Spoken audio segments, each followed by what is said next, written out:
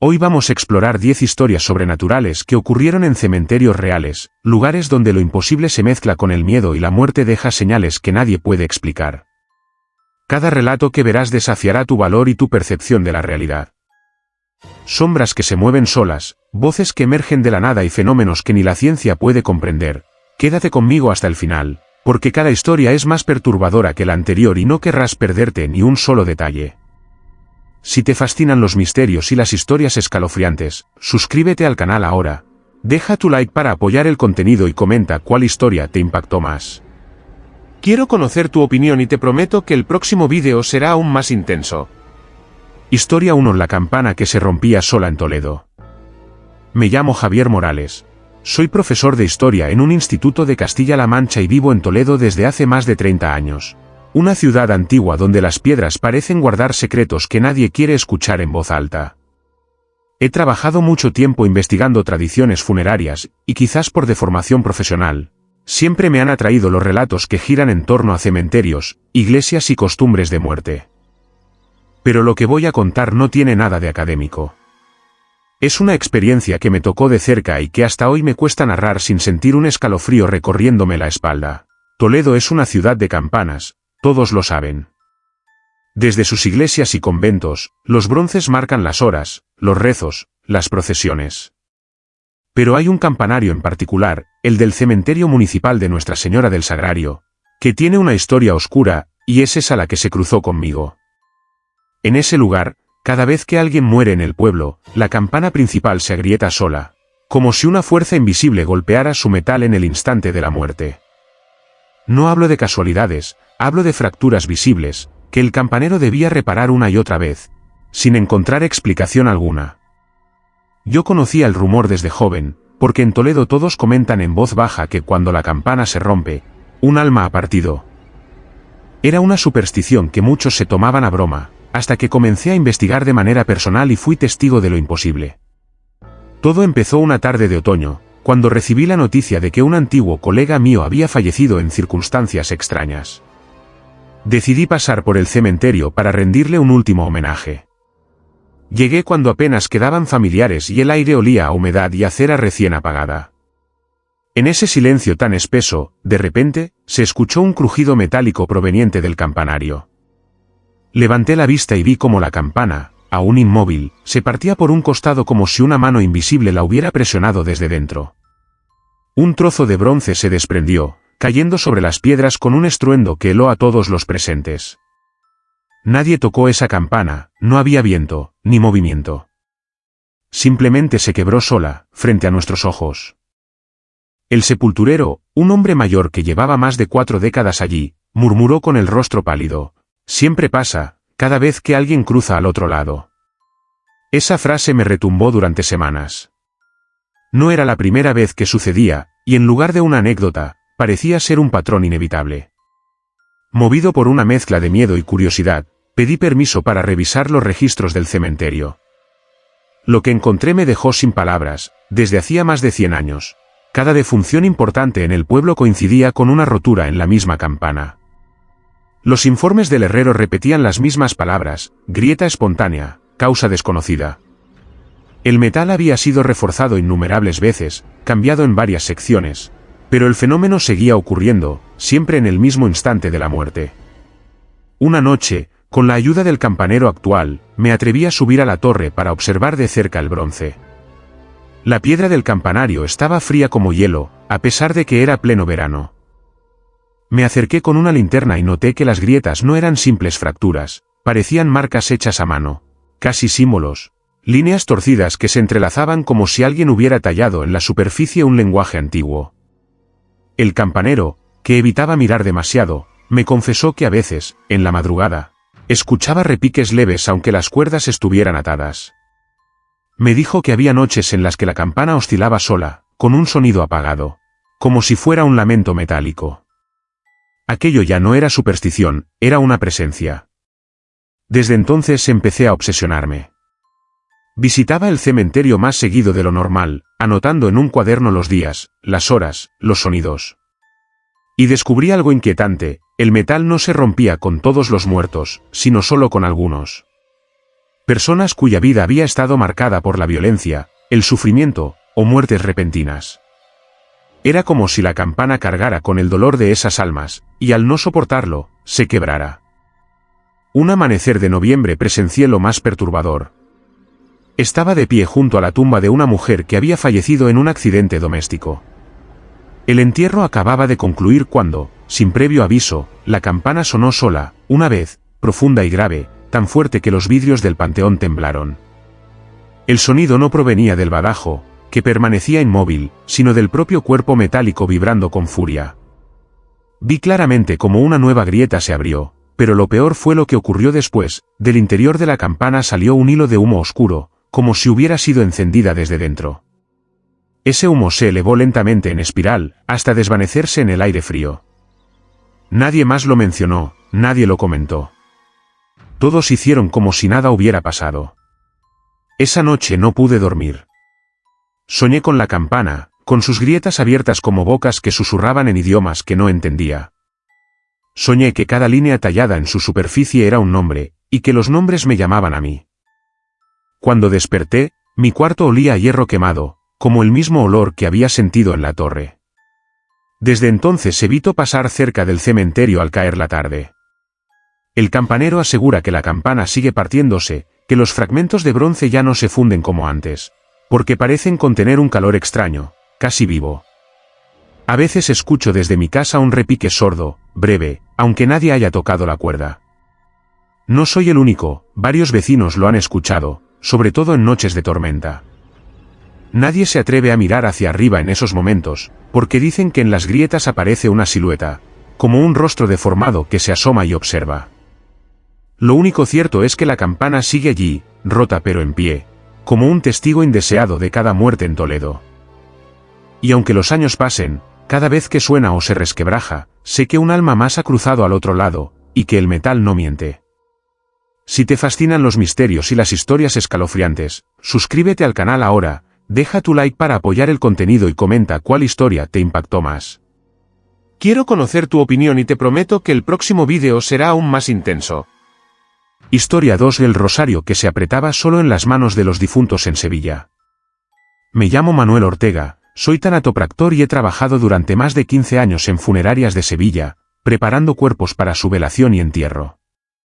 He visto de todo: cadáveres en estados terribles, familias destrozadas por la pérdida, llantos que desgarran el aire y silencios que pesan más que el mismo mármol de los panteones.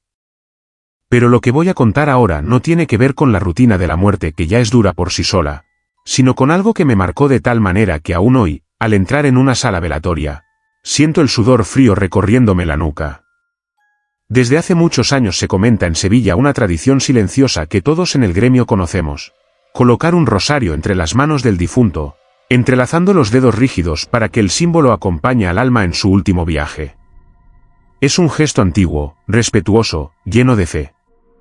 Pero en determinadas ocasiones, algo extraño sucede con esos rosarios, algo que no puede explicarse con palabras simples.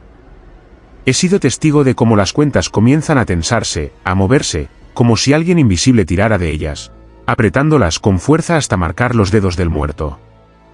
No hablo de un movimiento leve causado por el rigor mortis ni de un ajuste mal hecho en la sala. Hablo de un apretón brutal, como si las manos del difunto se cerraran con violencia en torno al objeto sagrado. La primera vez que lo presencié fue en el año 2011, cuando preparábamos el cuerpo de una anciana que había muerto sola en su casa del barrio de Triana. Era de madrugada, yo trabajaba con un compañero en la sala fría de la funeraria. Colocamos el rosario entre sus manos huesudas, acomodamos el cuerpo en el ataúd y nos dispusimos a cerrar la tapa por esa noche. En ese silencio helado, escuchamos un sonido seco, como el crujir de cuentas de madera golpeándose entre sí.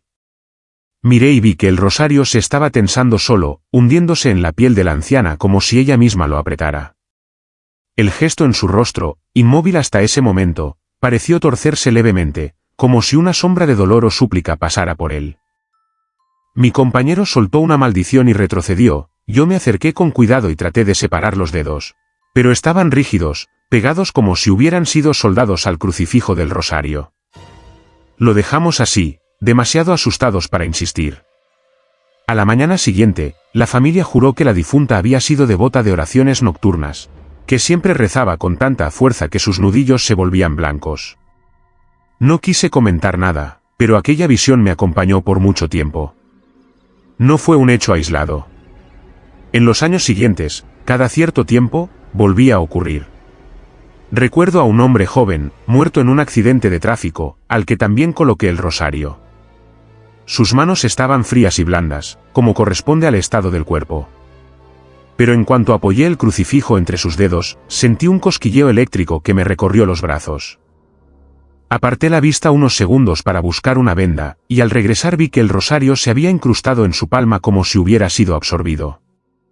La piel se había marcado con la forma de la cruz, un relieve nítido que parecía grabado con fuego. Nadie lo había tocado.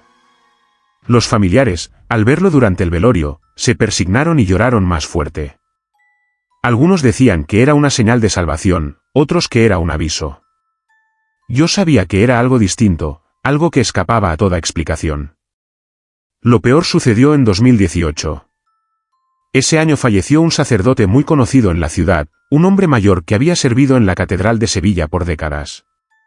Se decidió velarlo en la misma catedral, en una capilla lateral, con todos los honores.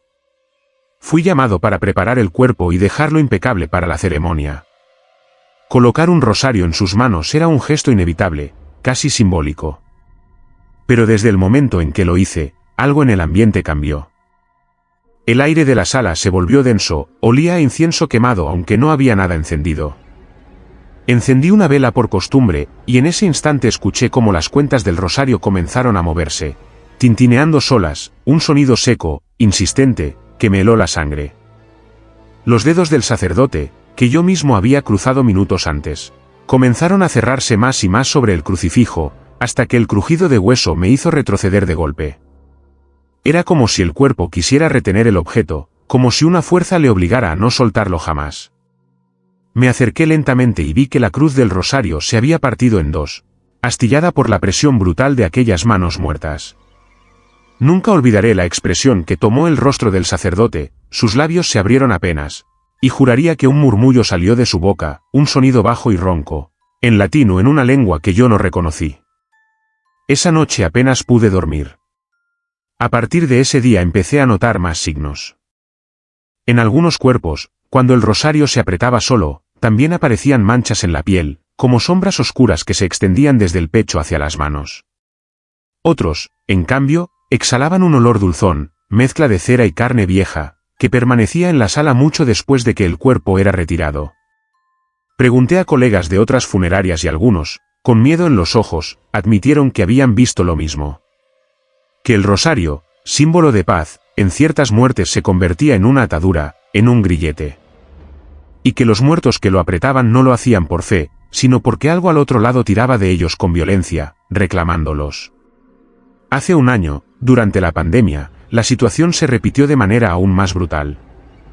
Los fallecidos llegaban en cadena, a todas horas, y las salas estaban saturadas. Una madrugada, mientras colocaba el rosario a una mujer que había muerto sola en un hospital, sentí que la temperatura descendía de golpe. Mi aliento se volvió visible en el aire. Coloqué el crucifijo en sus manos y, sin tocar nada más, vi cómo los dedos se cerraban lentamente, con un movimiento claro, humano, imposible para un cuerpo ya sin vida. La mujer apretó el rosario con tanta fuerza que sus uñas se clavaron en la carne de sus palmas. Retrocedí, paralizado, y escuché un susurro, no venía de mi compañero, no venía de nadie. Era su voz, saliendo de entre los dientes apretados, diciendo una sola palabra que nunca olvidaré, no. Desde entonces sé que hay muertos que no quieren soltar este mundo, que luchan en silencio desde sus ataúdes, y que el rosario, lejos de darles descanso, se convierte en la última cadena que los retiene. Cuando paso por las iglesias de Sevilla y oigo el repiqueteo de cuentas en manos de los fieles, no puedo evitar recordar las manos rígidas, los dedos que se cerraban solos, el crujido de la madera del crucifijo astillándose bajo una fuerza que no pertenecía ya a la vida. Y sé que, aunque nadie lo diga en voz alta, todos en mi oficio hemos visto lo mismo, que los difuntos, a veces, todavía luchan, y que el rosario que colocamos con respeto puede convertirse en el testigo maldito de esa batalla invisible. Si te fascinan los misterios y las historias escalofriantes, suscríbete al canal ahora, Deja tu like para apoyar el contenido y comenta cuál historia te impactó más. Quiero conocer tu opinión y te prometo que el próximo vídeo será aún más intenso. Historia 3 del coche fúnebre invisible en Texas. Me llamo Ricardo Méndez, soy originario de San Antonio, Texas, y durante más de 20 años trabajé como chofer de coche fúnebre para una funeraria local.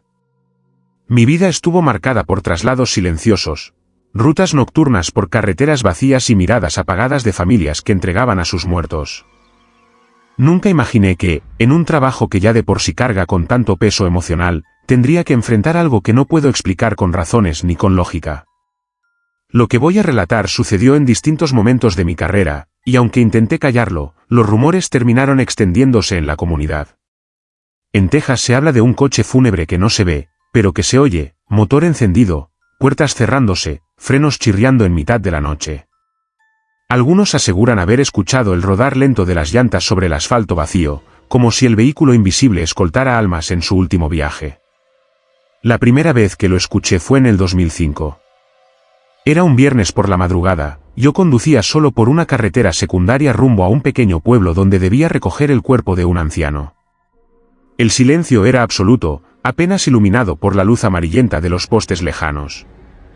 De repente, detrás de mí, escuché el rugido de un motor. Revisé por el retrovisor, pero no había nada.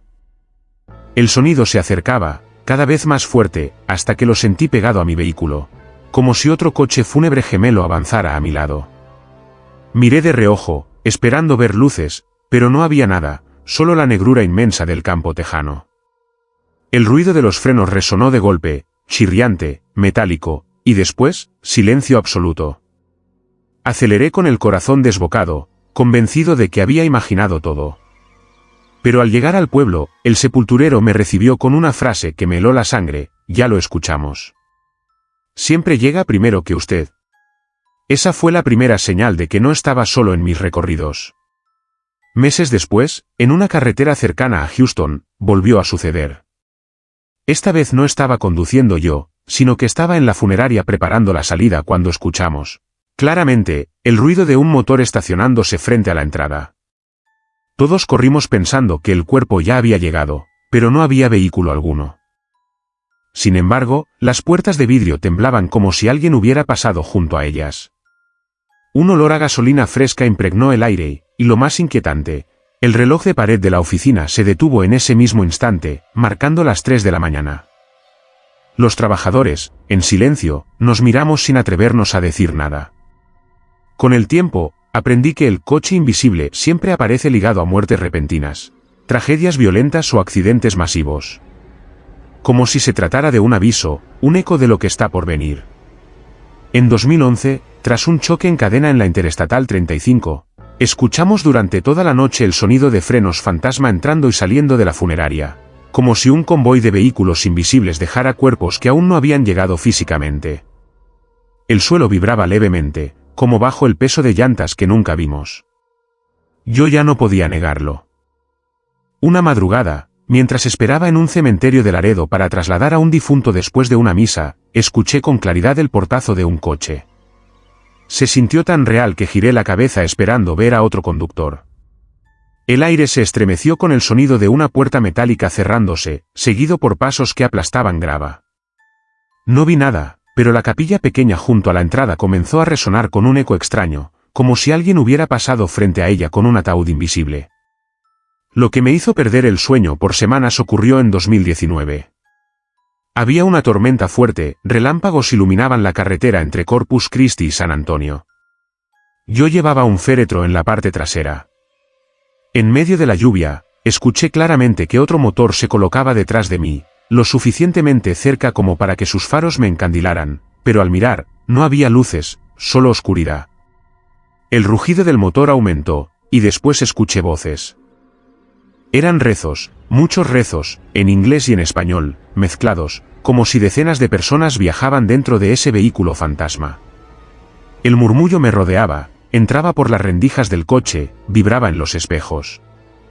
De pronto, el ataúd en la parte trasera comenzó a sacudirse como si algo lo empujara desde afuera. Frené en seco, con el corazón latiendo a 1000.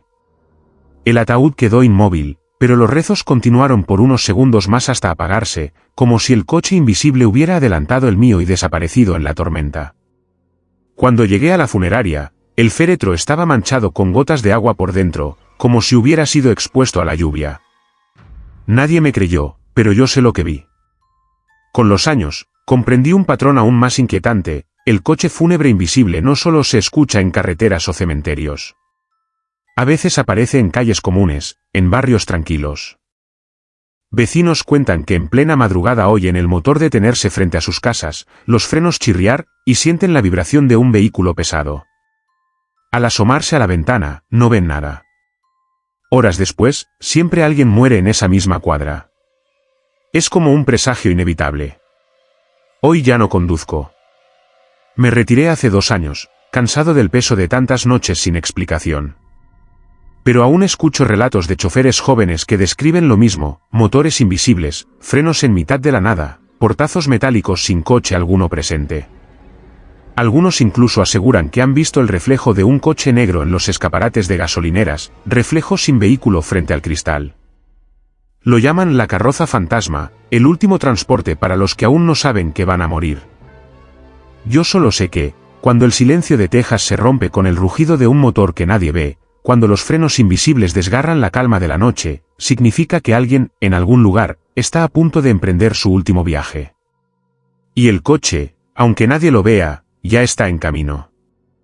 Si te fascinan los misterios y las historias escalofriantes, suscríbete al canal ahora, deja tu like para apoyar el contenido y comenta cuál historia te impactó más. Quiero conocer tu opinión y te prometo que el próximo vídeo será aún más intenso. Historia 4: el féretro que ardía en silencio en León.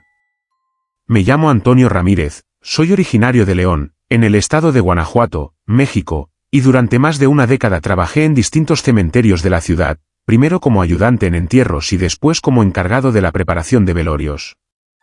He visto el dolor humano en sus formas más crudas, pero también he presenciado fenómenos que hasta hoy me resultan imposibles de explicar. Uno de ellos me marcó de tal manera que todavía sueño con el olor a madera quemada mezclado con incienso, un olor que me persigue desde aquel día y que a veces invade mi casa en mitad de la madrugada, aunque no haya fuego alguno encendido. Todo comenzó en un entierro aparentemente normal, un mediodía caluroso en el cementerio municipal de León. El difunto era un hombre de unos 50 años, comerciante, con una familia numerosa que lo acompañaba en silencio. Recuerdo que había un aire extraño, denso, como si la luz del sol cayera demasiado pesada sobre todos nosotros. Mientras el sacerdote pronunciaba las oraciones finales, algo comenzó a llamar mi atención. El ataúd, que estaba frente a todos, empezó a desprender un calor inusual. Al principio pensé que era mi imaginación, que el clima abrasador del Bajío me jugaba una mala pasada. Pero pronto vi que de las rendijas del féretro salía un hilo tenue de humo, blanco y fino, como el que se levanta de una vela recién apagada. Lo más perturbador era que no había fuego, no había olor a gasolina ni a nada que lo justificara. Era un humo que parecía nacer de la misma madera, un ardor sin llama, silencioso, como si la caja estuviera respirando. Los familiares comenzaron a murmurar, inquietos. Uno de los hijos se levantó para tocar la superficie del ataúd y retiró la mano de inmediato, como si se hubiera quemado. Yo, desde un costado, observaba incapaz de moverme. El sacerdote guardó silencio, cerró el libro de oraciones y bajó la vista. En ese momento comprendí que él también lo había visto antes, que no era nuevo para él. El calor aumentaba y el humo se hacía más visible, pero nadie se atrevía a abrir la tapa. Todos permanecimos allí, en un silencio espeso, hasta que el féretro fue bajado a la fosa.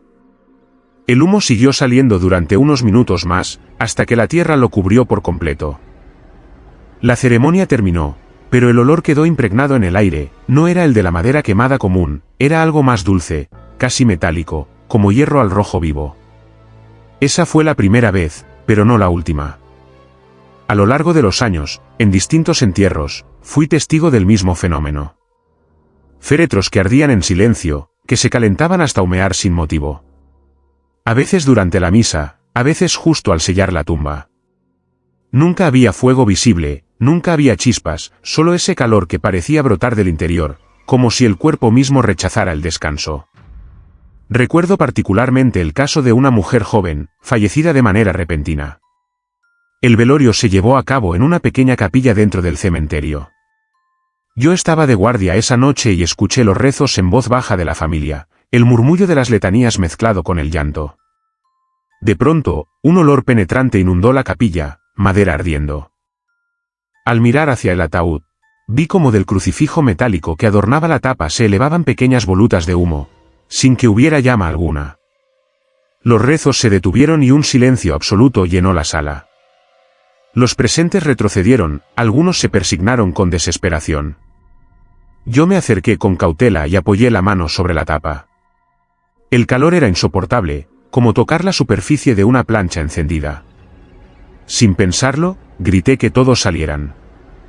Esa noche, el féretro quedó solo dentro de la capilla, ardiendo en silencio, sin fuego, hasta que al amanecer el humo cesó de repente. Al abrir la sala, las paredes estaban cubiertas de manchas negras como hollín. Con el tiempo descubrí que estos sucesos estaban ligados a muertes extrañas, repentinas o violentas. No ocurrían en entierros comunes. Había un patrón.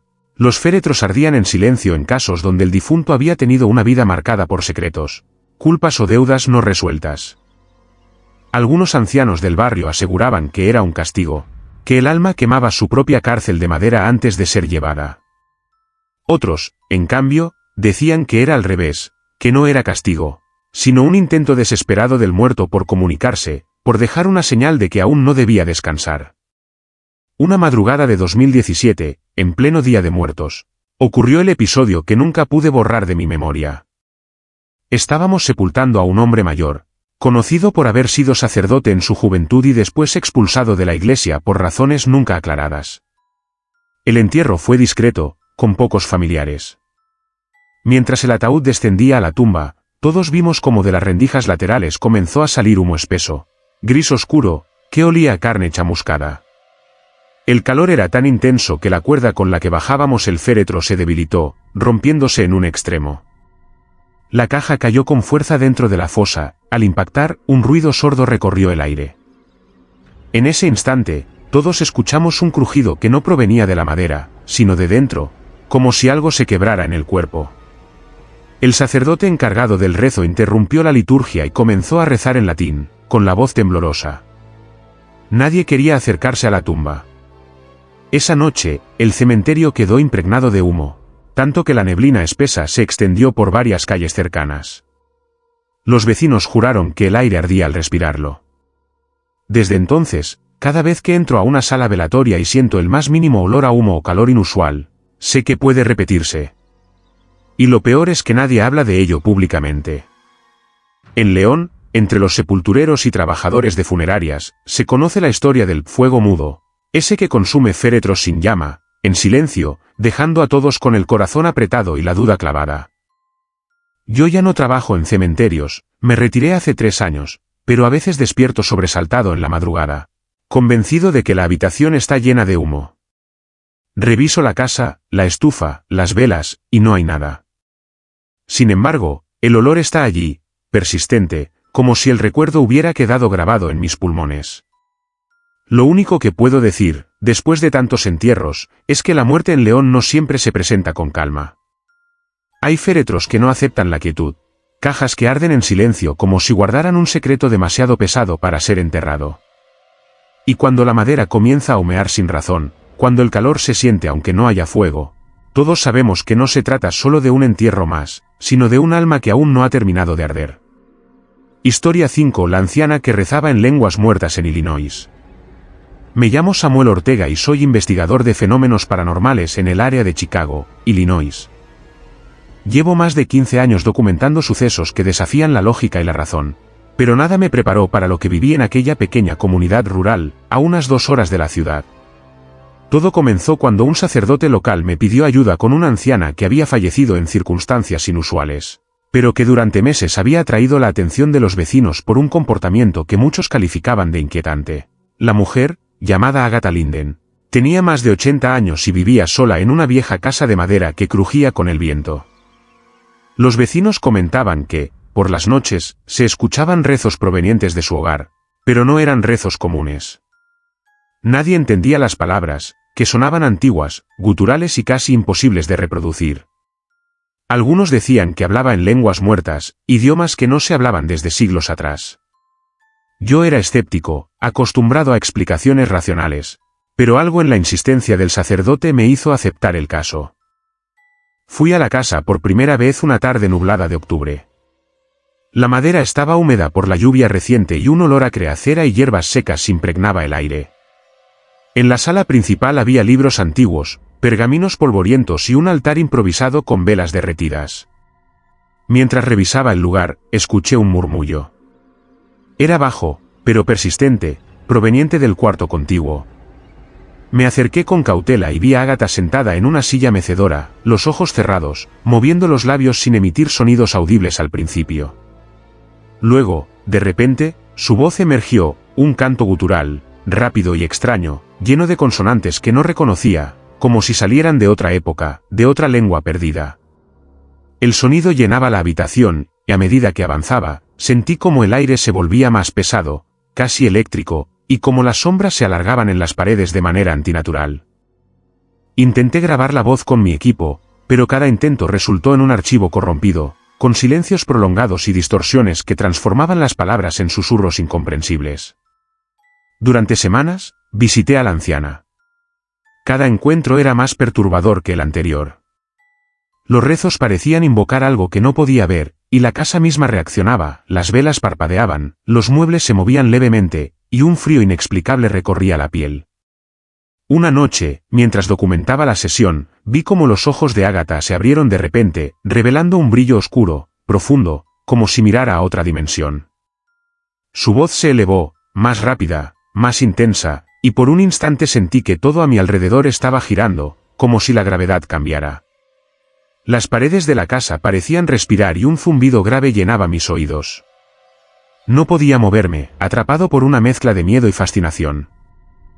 La situación empeoró cuando la comunidad empezó a informar sucesos extraños, luces en la ventana de su habitación a medianoche, figuras sombrías que cruzaban el jardín y animales del vecindario que se mantenían alejados de la casa, aullando o gruñendo sin razón aparente. El sacerdote que me pidió ayuda me confesó que había intentado hablar con ella en varias ocasiones, incluso durante misa, y que sentía que sus rezos en latín y español eran respondidos en esa lengua muerta por la anciana, como si hubiera un diálogo con algo invisible, algo que no debía ser perturbado. El día que Ágata falleció, fui llamado de urgencia. Al llegar, la encontré sentada en la misma silla mecedora, con la respiración apenas perceptible. La habitación estaba envuelta en un olor fuerte a incienso y madera quemada, aunque no había fuego. Los familiares y vecinos se encontraban afuera, temerosos de entrar. Me acerqué a su lado y, justo cuando su corazón dejó de latir, su boca se abrió una última vez y emitió un susurro que retumbó en mis oídos, un sonido prolongado, gutural, que parecía contener palabras que ningún humano debía pronunciar. En ese instante, las velas de la habitación se inclinaron violentamente y una ráfaga de viento recorrió todo el espacio, cerrando puertas y ventanas con un estruendo seco. El ambiente estaba cargado, pesado, y tuve la certeza de que algo había cruzado del mundo de los vivos al de los muertos en ese preciso momento. Tras su muerte, los rezos no cesaron. Vecinos relataron escucharla durante semanas, sobre todo en noches sin luna, emitiendo sonidos que mezclaban lamentos y cantos, como si su alma permaneciera atada a aquel idioma antiguo. Algunos intentaron acercarse, pero sentían un frío tan intenso que los obligaba a retroceder. Las paredes de la casa se mantenían húmedas, con manchas que parecían formar símbolos incomprensibles. El sacerdote local, después de varios intentos fallidos, optó por bendecir la casa de manera continua, aunque incluso él confesó que sentía la presencia de la anciana en cada rincón, como si algo de ella no quisiera descansar. Desde entonces, la historia de Ágata se convirtió en leyenda local. Investigadores, curiosos y vecinos la mencionan como la mujer que hablaba en lenguas muertas. Yo, aunque sigo escéptico en muchas cosas, confieso que lo que viví supera cualquier explicación. He revisado documentos antiguos, libros de lenguas extintas y rituales olvidados, y ninguno contiene los sonidos exactos que escuché aquella noche. Sé que hubo un momento en que su voz abrió un portal invisible, que algo escuchó y respondió, y que la frontera entre este mundo y el otro se volvió borrosa durante esos últimos instantes de su vida. Cada vez que paso cerca de su antigua casa, puedo percibir un murmullo lejano, un eco de sus rezos. Y siento que la presencia de Ágata sigue allí, practicando su lenguaje prohibido, esperando que alguien más lo escuche y entienda lo que el mundo moderno ha olvidado, que hay palabras que nunca debieron ser pronunciadas y que, cuando lo son, las fronteras entre la vida y la muerte se desdibujan para siempre. Historia 6 del velo blanco que flotaba en Guadalajara. Me llamo Javier Cortés y durante más de 15 años trabajé en funerarias y cementerios de Guadalajara, México, especializándome en la preparación y traslado de cuerpos. Lo que estoy a punto de contar no tiene explicación lógica y hasta hoy, me resulta imposible sacarlo de mi memoria sin sentir escalofríos que recorren mi espalda. Todo comenzó en un pequeño panteón en las afueras de la ciudad, un lugar antiguo, de mausoleos de piedra gastada y senderos cubiertos de hojas secas que crujen al caminar. Los trabajadores del lugar hablaban con voz baja sobre un fenómeno que había ocurrido durante décadas, aunque nadie quería contarlo con detalle, un velo blanco que aparecía y flotaba entre las tumbas, moviéndose sin que nadie lo tocara, recorriendo los pasillos del cementerio con una gracia que resultaba a la vez hermosa y aterradora. La primera vez que lo vi fue una tarde de finales de noviembre. Habíamos llegado para preparar un entierro, y mientras caminaba por el sendero que llevaba al mausoleo central, percibí un movimiento sutil, algo ligero que flotaba entre los nichos. Al principio pensé que era la tela de algún adorno arrastrada por el viento, pero el aire estaba completamente en calma. Observé con atención y vi un velo blanco, translúcido, que se desplazaba lentamente entre las lápidas. No estaba sujeto a nada ni a nadie. Parecía flotar por voluntad propia, ondulando como si respirara. Mi corazón comenzó a latir con fuerza, pero lo más inquietante fue notar que el velo no pasaba por el suelo ni por obstáculos, atravesaba arbustos, columnas de piedra y escaleras como si la gravedad no existiera para él. A medida que avanzaba, el aire alrededor se volvía frío, pesado, y un olor dulzón y metálico impregnaba la zona, algo que no podía identificar, pero que me producía náuseas y un hormigueo en las manos. Esa misma noche, mientras se preparaba el velorio, el fenómeno se repitió. Desde la ventana de la sala velatoria pude ver el velo moverse hacia el exterior, flotando sobre la tumba recién abierta de un hombre que había muerto esa misma tarde. Nadie más parecía notarlo, o quizá nadie se atrevía a decirlo. El sacerdote que realizaba la misa comentó que sentía una presencia extraña, una sensación de ser observado, aunque no había nadie allí. Durante los minutos siguientes, el velo se movió entre las lápidas, acercándose y alejándose de los asistentes, pero siempre permaneciendo etéreo, inmaterial, como una sombra de tela que jugaba entre la luz de las velas y la penumbra de la tarde. Con el paso de los años, aprendí a reconocer los patrones. El velo blanco no aparecía al azar, surgía principalmente en entierros de personas que habían tenido muertes violentas, repentinas o llenas de sufrimiento. Algunos lo interpretaban como un espíritu protector, otros como un presagio de lo que estaba por venir. He visto cómo el velo se posa sobre los ataúdes, se enrolla alrededor de las manos de los muertos y luego se eleva de nuevo, moviéndose lentamente hacia la entrada del cementerio, como guiando algo o a alguien. Su movimiento es hipnótico y, al mismo tiempo, perturbador. Quien lo observa por demasiado tiempo siente un peso en el pecho, una opresión que impide respirar con normalidad. Recuerdo particularmente un entierro que ocurrió un invierno especialmente frío.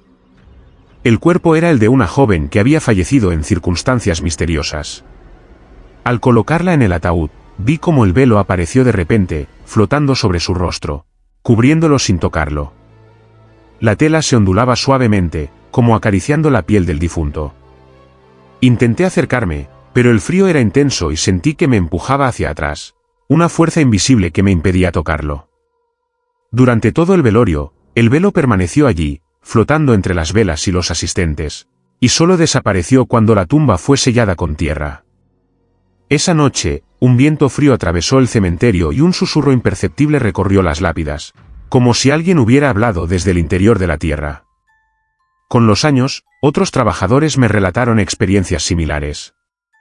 Algunos incluso aseguraban haber visto figuras humanas translúcidas caminando junto al velo, pero sin que sus pies tocaran el suelo. Otros decían que escuchaban lamentos o voces apagadas, y que el velo parecía responder a ellas, girando y ondulando más rápido, como si la tela misma estuviera viva. En varias ocasiones, el velo se posó sobre mí sin tocarme, y sentí como un frío intenso recorría mis huesos, acompañado de una sensación de ser observado desde muy cerca. Una de las noches más intensas ocurrió durante un entierro a medianoche. Todo estaba envuelto en niebla, apenas iluminado por las linternas de los trabajadores. El ataúd fue bajado a la fosa, y de repente, el velo apareció, flotando sobre la tumba abierta. Esta vez no estaba solo, varias velas encendidas empezaron a parpadear, proyectando sombras que se movían como tentáculos, mientras el velo giraba y ascendía lentamente hacia la entrada del cementerio. Sentí un susurro en mi oído, una voz femenina, lejana pero clara, que repetía mi nombre. Me giré, pero no había nadie. La sensación de ser observado se intensificó, y durante varios minutos estuve paralizado, incapaz de moverme. Finalmente, el velo desapareció en la niebla, dejando solo un olor penetrante a flores marchitas y madera quemada, y un frío que tardó horas en abandonarme. Desde entonces, cada vez que entro a ese cementerio, incluso en pleno día, siento la presencia del velo flotando entre las tumbas. No es un fenómeno físico que pueda explicarse con viento o corrientes de aire. Es algo distinto, intangible y constante, como un recordatorio de que la muerte no siempre es silenciosa ni tranquila, y de que algunos espíritus, cubiertos por un velo blanco, siguen recorriendo el mundo de los vivos, observando, acariciando y esperando que alguien los vea.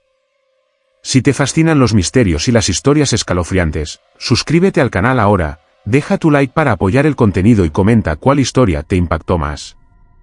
Quiero conocer tu opinión y te prometo que el próximo vídeo será aún más intenso. Historia 7 del cuerpo que no se descomponía en Valencia. Me llamo Eduardo Salinas y durante muchos años trabajé en Valencia, España, como encargado de un pequeño cementerio histórico, donde reposan antiguos sacerdotes, nobles y ciudadanos que dejaron sus huellas en la ciudad. Nunca pensé que una de mis experiencias me marcaría de manera tan profunda, hasta el punto de hacerme cuestionar la naturaleza misma de la muerte. Todo comenzó cuando llegó a nuestra capilla un sacerdote fallecido, el padre Manuel Alarcón, un hombre que había servido a la comunidad durante más de 40 años y cuyo funeral debía ser discreto, según sus propias instrucciones. Desde el primer momento, algo me resultó extraño, al abrir el ataúd para la preparación. El cuerpo del padre se mostraba extraordinariamente intacto. No había signos de rigor mortis avanzado, ni el olor característico de la descomposición. Su piel conservaba un tono pálido pero natural, sus manos apenas rígidas, y el cabello, aunque encanecido, permanecía suave al tacto. Inicialmente pensé que era fruto de la preservación natural o de algún cuidado previo, pero la familia aseguró que el sacerdote no había recibido tratamientos especiales, y que su muerte había sido repentina y natural. Durante los días previos al entierro, cada revisión del cuerpo confirmaba lo que me parecía imposible: el cadáver no cambiaba. Cada mañana, al abrir el ataúd, el padre Manuel permanecía igual, con una expresión serena pero de angustia contenida, como si estuviera consciente de su propia inmortalidad en esa forma muerta. A medida que la noticia comenzó a filtrarse entre los trabajadores del cementerio, surgieron rumores. Algunos decían que su cuerpo era un milagro, otros susurraban sobre maldiciones antiguas o castigos divinos. Lo que nadie podía negar era el efecto perturbador que producía en quienes lo veían, una mezcla de fascinación y terror, una sensación de que la muerte no había cumplido su deber y que algo oscuro permanecía atrapado en la carne. Una noche, mientras realizaba los preparativos para la misa de despedida, decidí observar el cuerpo en soledad. El silencio de la capilla era absoluto, interrumpido únicamente por el susurro del viento que atravesaba los vitrales. Al acercarme, percibí un olor extraño, dulce y metálico, que parecía emanar del propio cadáver. Sentí un escalofrío recorrer mi espalda, como si la presencia del padre Manuel me reconociera y me juzgara en silencio. Mientras miraba sus manos, noté que los dedos se movían levemente, apenas perceptibles, como si intentaran aferrarse a algo invisible. Retrocedí, creyendo que mis ojos me traicionaban, pero el movimiento se repitió varias veces durante la noche, siempre sincronizado con un zumbido tenue, casi imperceptible, que llenaba la capilla. Los días siguientes, más personas se acercaron a observar al sacerdote. Algunos familiares afirmaron escuchar susurros en latín, palabras de oración que nadie había pronunciado. Un vigilante del cementerio relató que durante la madrugada, mientras pasaba cerca del ataúd, vio cómo los ojos del padre Manuel se abrían apenas un instante y parecía mirarlo directamente, con una intensidad que le heló la sangre. Las velas encendidas parpadeaban sin motivo y un frío intenso llenaba la sala, pese a que fuera pleno mes de verano. Cada visita al cuerpo se convirtió en una experiencia cargada de tensión.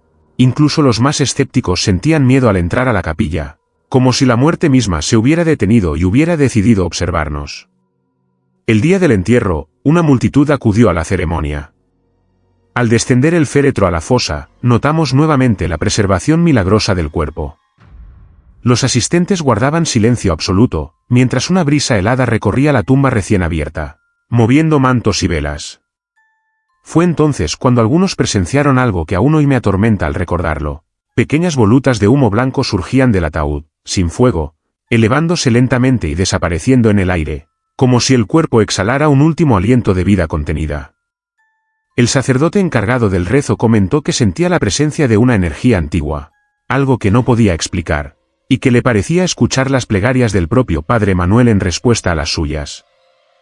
Con el tiempo, el cadáver se convirtió en un fenómeno de interés para la comunidad local y para algunos investigadores de lo inexplicable. Cada noche, la capilla permanecía custodiada por guardias, no por temor al robo, sino por la inquietud de que algo no debía ser perturbado. Algunos afirmaban ver sombras moviéndose junto al ataúd, como si espíritus antiguos vinieran a acompañar al padre Manuel. Otros aseguraban escuchar lamentos apagados, pasos leves que recorrían la nave central y susurros en latín y español que parecían responder a los rezos humanos. Hasta hoy, no se ha descompuesto. Su cuerpo sigue intacto, y cada visita a la tumba provoca la misma sensación, una mezcla de reverencia, miedo y asombro. Los que trabajamos en aquel cementerio sabemos que la muerte a veces no cumple con su tarea y que algunas almas permanecen atrapadas, entre la vida y la eternidad, dejando señales tangibles de que lo que creemos natural y definitivo puede ser simplemente una ilusión. El cuerpo del padre Manuel Alarcón en Valencia no solo desafía la ciencia, desafía la idea misma de la mortalidad y nos recuerda que, en ocasiones, la muerte puede ser un vigilante silencioso, que observa, que espera y que no siempre se deja dominar. Historia 8. Los zapatos que cambiaban de lugar en Mérida. Me llamo Luis Herrera y durante más de 15 años trabajé como encargado del osario principal del cementerio municipal de Mérida, en Yucatán, México. Nunca imaginé que un objeto tan cotidiano como un par de zapatos podría transformarse en el epicentro de sucesos tan extraños y perturbadores que desafiaban toda lógica. Todo comenzó cuando un equipo de restauración del cementerio decidió organizar las ofrendas de un antiguo mausoleo que había permanecido cerrado durante décadas. Entre las reliquias, descubrimos un par de zapatos de cuero negro, gastados pero bien conservados, colocados cuidadosamente sobre un pedestal frente a un nicho cerrado. Lo que llamó la atención de todos fue que, al revisarlos al día siguiente, no estaban donde los habíamos dejado. Alguien podría pensar que había sido un descuido, pero al reubicarlos de nuevo, se movieron otra vez, cambiando de posición, siempre en la misma habitación, siempre visibles, como si alguien invisible los manipulara. Al principio creímos en coincidencias, hasta que los movimientos se hicieron más frecuentes y extraños. Cada mañana, los zapatos aparecían en lugares diferentes, sobre la lápida del difunto, alineados con otros objetos del altar, incluso suspendidos sobre las mesas de velas. Lo más inquietante era que nadie podía tocarlos sin que parecieran resistirse, al intentar moverlos. A veces se sentían pesados, otras veces livianos, como si jugaran con nuestra percepción de la gravedad. Algunos trabajadores comenzaron a notar que, al acercarse demasiado, sentían un frío intenso en las manos, un escalofrío que recorría el cuerpo y que les impedía continuar. Otros juraban escuchar risas apagadas o murmullos provenientes del nicho mientras los zapatos cambiaban de posición. Una noche, mientras realizaba mi ronda de vigilancia, presencié algo que me hizo temblar. Caminaba entre los pasillos del mausoleo cuando escuché un leve arrastrar, como el roce de cuero sobre mármol. Me detuve y miré hacia el pedestal. Los zapatos estaban en el aire, a unos centímetros del suelo, girando lentamente sobre sí mismos. El viento no podía haberlos levantado, la temperatura era constante y no había corrientes de aire. El miedo me paralizó, pero no pude apartar la vista. En ese instante, escuché un susurro claro y nítido que decía: «Llévalos contigo». No había nadie, y sin embargo, la voz se sentía cercana, profunda y antigua. Retrocedí, y los zapatos cayeron al suelo, pero al iluminar con mi linterna, Vi que estaban perfectamente alineados frente al nicho del difunto al que originalmente pertenecían. Con el tiempo, descubrí un patrón aún más inquietante: los zapatos solo se movían cuando el mausoleo estaba vacío de visitantes. Nunca durante las ceremonias, nunca cuando había familias presentes. Era como si el espíritu del difunto observara y jugara a su manera, interactuando solo con quienes permanecían atentos a su entorno y vulnerables en la soledad de la noche. Algunos compañeros decidieron colocar cámaras de seguridad, pero las grabaciones siempre fallaban en los momentos cruciales, el aparato se apagaba de repente, las imágenes se distorsionaban o los zapatos desaparecían del encuadre sin explicación. Un caso particular sucedió durante la celebración del Día de Muertos. La familia encargada de las ofrendas nos permitió entrar al mausoleo antes del amanecer para adornar la tumba. Mientras colocaba flores sobre la lápida, noté que los zapatos se movían solos, rodeando las velas y los inciensos, formando un círculo perfecto. Cada vez que intentaba acercarme, el aire se volvía más frío, y podía escuchar, entre los murmullos de los rezos, un crujido constante, como pasos diminutos que se desplazaban sobre el mármol. La sensación era de ser observado por alguien que no quería ser visto, y de que cualquier movimiento indebido podía despertar su ira o desagrado. La familia se retiró un momento, y los zapatos avanzaron hacia el centro del mausoleo, alineándose con precisión casi ritual. No había duda, algo consciente los estaba manipulando. Con los años, los relatos sobre los zapatos que cambiaban de lugar se extendieron entre los trabajadores y vecinos del cementerio. Algunos decían que pertenecían a un niño fallecido hace décadas, que jugaba entre las tumbas y cuya esencia había quedado atrapada en los objetos que amaba. Otros afirmaban que era un espíritu vengativo, que desafiaba a los vivos, recordándoles que la muerte no siempre respeta la tranquilidad de los vivos ni de sus pertenencias. Lo cierto es que los zapatos seguían moviéndose, y cada vez que alguien entraba al mausoleo sin respeto o curiosidad indebida, los objetos parecían reaccionar, creando escalofríos, susurros y presencias invisibles que ponían en tensión a cualquiera que se atreviera a permanecer demasiado tiempo. Hoy, cada vez que paso por ese mausoleo en Mérida, siento un peso en el pecho, un frío que me recuerda que los zapatos están allí, quizás flotando entre las sombras, quizás caminando solos sobre el mármol, esperando que alguien los observe. Sé que no es un fenómeno explicable, y que mientras los objetos se muevan, la línea entre los vivos y los muertos se vuelve difusa, y que un juego tan inocente como unos zapatos puede convertirse en una puerta al misterio, a la presencia de quienes ya no pertenecen a este mundo, pero que aún caminan entre nosotros. Historia 9: los dibujos que aparecían dentro de las tumbas en Alabama. Me llamo Ricardo Montoya y trabajé durante más de 10 años en cementerios del sur de Estados Unidos, especialmente en Alabama, donde la historia y la superstición se entrelazan con la vida cotidiana de las comunidades rurales. Nunca olvidaré lo que ocurrió en un pequeño panteón al norte de Birmingham, un lugar que parecía común, con sus nichos de ladrillo, lápidas gastadas y árboles de roble que proyectaban sombras densas sobre los caminos de tierra. Todo comenzó cuando un compañero encargado de abrir algunas tumbas para mantenimiento nos alertó sobre un fenómeno extraño: dentro de ciertos nichos, aparecían dibujos que nadie reconocía, siempre firmados con un nombre: Emilio. Al principio pensamos que alguien estaba jugando con nosotros, quizá algún bromista que ingresaba al cementerio de noche, pero los dibujos tenían una peculiaridad inquietante: aparecían dentro de nichos sellados, en tumbas que llevaban décadas cerradas, imposibles de abrir sin herramientas especiales. Decidí investigar personalmente y pasé varias noches en el panteón. Armado con linterna y cuaderno de notas, recorría los pasillos y verificaba los nichos que habían sido reportados. Lo que encontré me dejó paralizado: las lápidas estaban intactas, sin señales de manipulación, pero al abrir cuidadosamente algunas, en su interior hallaba dibujos precisos y detallados.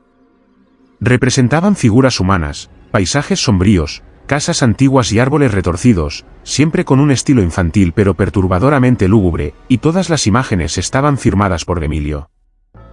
Lo más inquietante era que los dibujos parecían retratar escenas de la vida de los difuntos, eventos que solo los familiares más cercanos podrían reconocer, como funerales, casas donde habían vivido o lugares donde se habían producido tragedias. Cada hallazgo aumentaba la tensión. Una noche, mientras inspeccionaba un nicho de un hombre fallecido en 1942, sentí un frío intenso que recorrió mis brazos. La linterna parpadeó y por un instante, tuve la sensación de que alguien estaba detrás de mí. Me giré, pero no había nadie.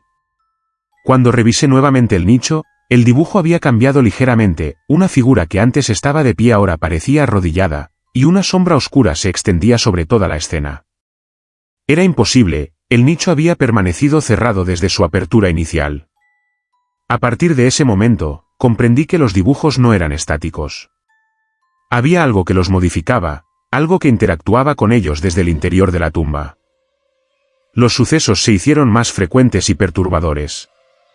Algunos compañeros afirmaban que, al acercarse a ciertos nichos, sentían un susurro, casi inaudible, que repetía el nombre de Emilio o que les describía hechos de la vida de los difuntos.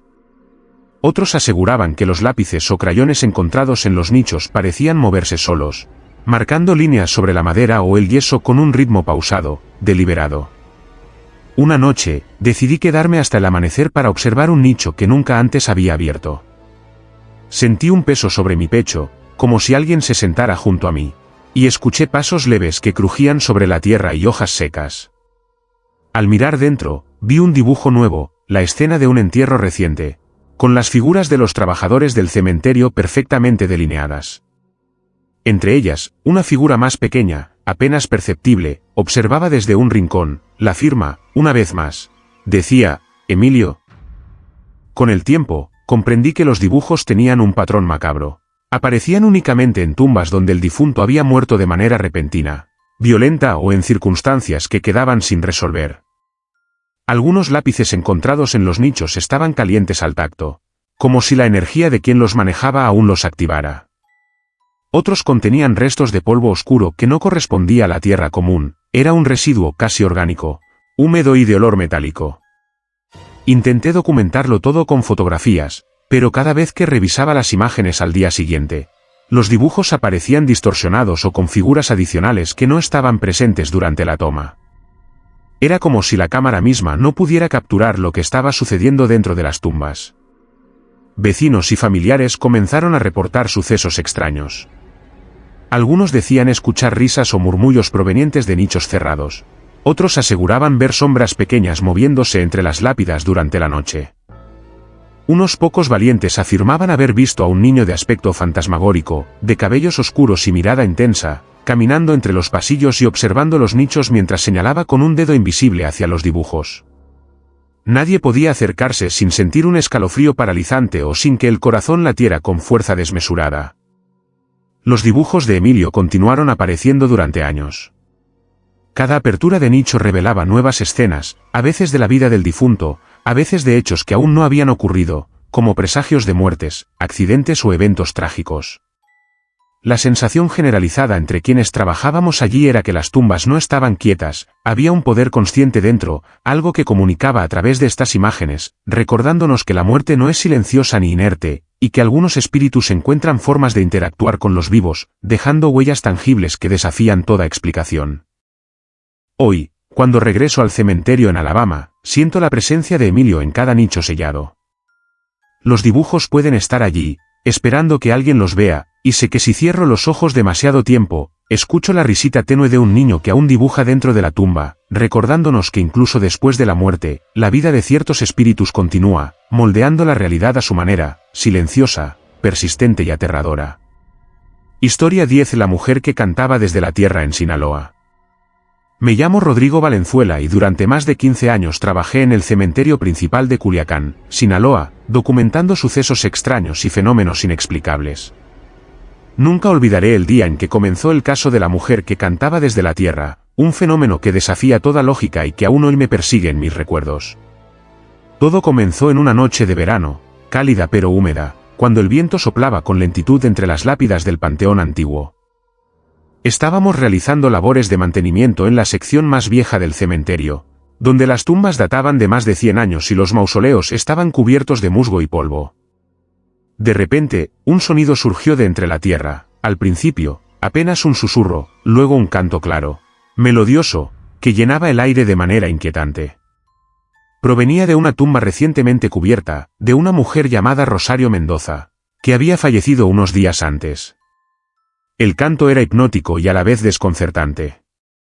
Tenía un tono dulce, pero cargado de un dolor profundo, como si la mujer estuviera atrapada entre dos mundos, intentando comunicarse desde lo más profundo de la tierra. Nos acercamos con cautela, el suelo sobre la tumba estaba intacto, fresco y firme, y sin embargo, el canto persistía. Al iluminar con linternas, no vimos nada que pudiera producir el sonido, no había insectos, aves ni ventilación que explicara aquel fenómeno. Cada nota parecía recorrer los pasillos del cementerio, rebotando contra las lápidas y los mausoleos, llenando el espacio con una mezcla de belleza y terror. Durante los días siguientes, el canto continuó cada amanecer, coincidiendo con las primeras luces del sol. Vecinos y trabajadores del cementerio comenzaron a notar el fenómeno, algunos se despertaban con el sonido resonando en sus casas cercanas, otros afirmaban que el aire sobre la tumba se tornaba más frío y pesado, y que podían sentir el movimiento del suelo como si respirara. Intentamos excavar la tumba para verificar si había algún mecanismo oculto o alguna explicación racional, pero el féretro estaba intacto, y el cuerpo de Rosario permanecía como lo habían enterrado, sereno, inmóvil, mientras la voz continuaba emitiéndose desde el interior de la tierra. Una de las noches más inquietantes ocurrió cuando decidí permanecer solo en el cementerio para documentar el fenómeno.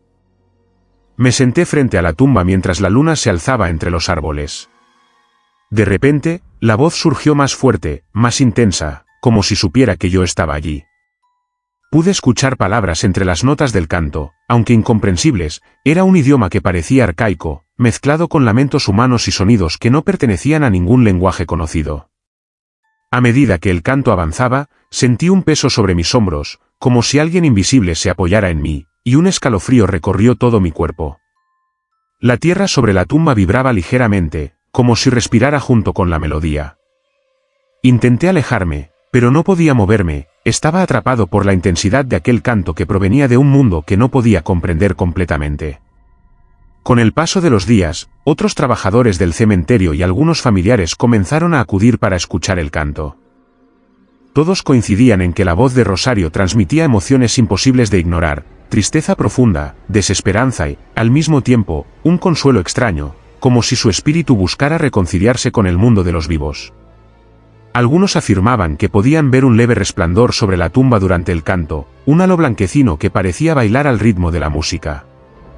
Otros aseguraban que el canto respondía a sus propias emociones, si alguien lloraba, la voz se volvía más grave y lenta, si alguien rezaba, la melodía adquiría un tono más dulce, casi maternal.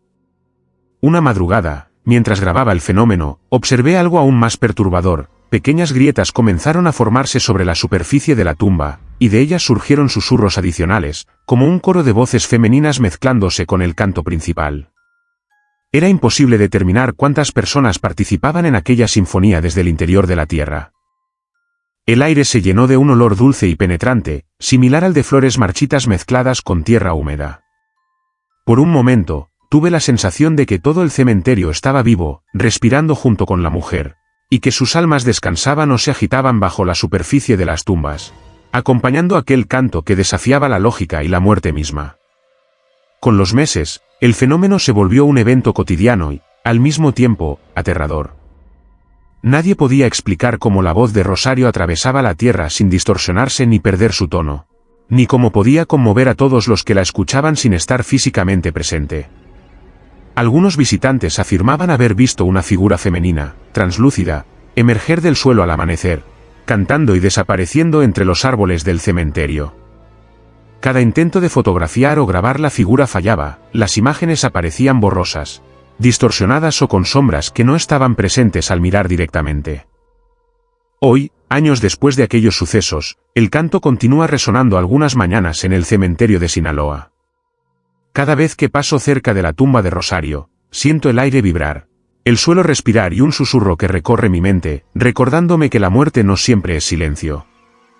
Hay quienes sostienen que la mujer sigue cantando desde la tierra, atrapada entre mundos, entre la vida y la muerte, compartiendo su dolor y su belleza con aquellos que tienen el valor de escuchar. Es un recordatorio aterrador y a la vez fascinante de que, incluso bajo tierra, la voz de un espíritu puede desafiar la eternidad y tocar los corazones de los vivos de maneras que nunca deberían ser posibles. Si te fascinan los misterios y las historias escalofriantes, suscríbete al canal ahora. Deja tu like para apoyar el contenido y comenta cuál historia te impactó más. Quiero conocer tu opinión y te prometo que el próximo vídeo será aún más intenso.